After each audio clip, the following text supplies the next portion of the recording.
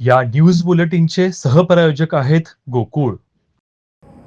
अवयवदान केल्यामुळे दुसरा माणूस जिवंत राहू शकतं, तसंच पुण्याईचं काम होतं. सर्वांनी देहदान, अवयवदानाचा संकल्प करावा असं आवाहन स्पष्ट सेवा दलाने जिल्हा अधीक्षक बाबांना दाफे यांनी केलं आहे. राधानगरी तालुक्यातील मोहडे येथील विनायक लोखंडे फाउंडेशन आणि शिवशांती फाउंडेशनच्या वतीने विनायक लोखंडे यांच्या प्रथम पुण्यस्मरणानिमित्त अवयवदान प्रचार आणि प्रसार शिबिराचं आयोजन करण्यात आलं होतं. प्रारंभी विनायक लोखंडे यांच्या प्रतिमेचं पूजन सरपंच सुनीता पाटील यांच्या हस्ते करण्यात आलं. तालुका वैद्यकीय अधिकारी डॉक्टर राजेंद्र शेट्टे म्हणाले, अवयवदान सर्वश्रेष्ठदान आहे. अवयवदान दानासाठी लोकांनी पुढाकार घ्यावा असं आवाहन केलं.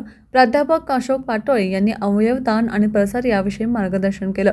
माजी उपसरपंच PS लायकर, डॉक्टर कृष्णात लोखंडे, पद्मा दुरुगळे, अश्विनी चौगुले, वनरक्षक आकाश कुंभार, अरुण विटेकर यांनी मनोगत व्यक्त केलं.